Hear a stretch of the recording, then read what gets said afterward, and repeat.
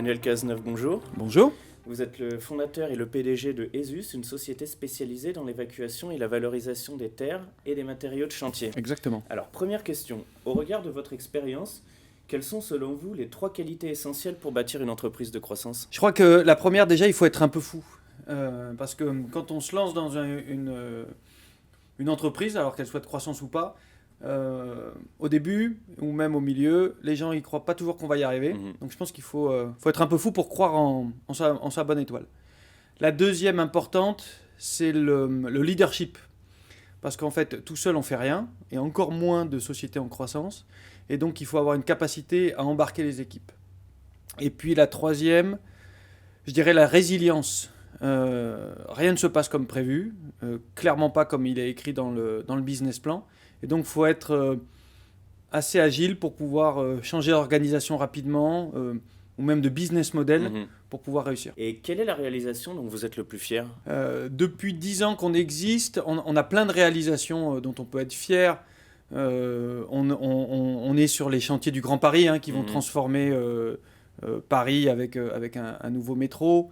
On vient de faire une levée de fonds de 10 millions d'euros. Mais je crois que la fierté, c'est d'avoir gardé la fraîcheur de se dire que la meilleure réalisation, c'est celle de demain et qu'on repart presque de zéro chaque jour. D'accord. Et comment avez-vous adapté votre management à votre stratégie de croissance ? On a eu plusieurs phases dans la croissance d'ESUS. La grande phase d'accélération, ça a été dans les 3 dernières années où on est passé de 10 à 25 millions d'euros de chiffre d'affaires. Donc pour moi, très clairement, ça a été une prise de recul. Se détacher de l'opérationnel, faire confiance à des gens qui étaient meilleurs que moi pour gérer cet opérationnel. Et également améliorer ou mettre en place une gouvernance. D'abord un vrai CODIR, et puis un conseil d'administration fort qui pouvait m'aider dans les éléments stratégiques. D'accord. Et aujourd'hui, quels sont vos principaux relais de croissance ? Alors ils sont doubles.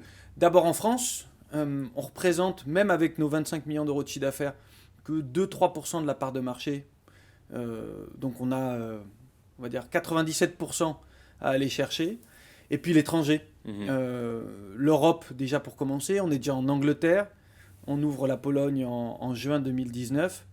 C'est un marché européen. Notre marché, c'est 10 milliards d'euros de chiffre d'affaires. Et qu'est-ce qui stimule aujourd'hui un entrepreneur de croissance tel que vous ? Moi, je dirais les échecs. D'accord. Si je peux donner un exemple, un très bon exemple, c'est il y a 3 ans et demi, j'ai pas été retenu à un concours des entreprises de croissance qui était sur le réseau Entreprendre. Ben, ça m'a piqué au vif et j'ai pu me remettre en question, aller regarder pourquoi ça s'était pas bien passé, et puis se former, s'aider, et puis aujourd'hui on a levé 10 millions d'euros. On a été le premier investissement de la ville de Paris avec son fonds vert, donc je pense qu'on arrive à faire des belles choses quand même. Et en guise de conclusion, que voulez-vous faire quand vous aviez 10 ans ? Je voulais être vétérinaire de dauphins. D'accord, ce sera le mot de la fin. Merci. Merci beaucoup.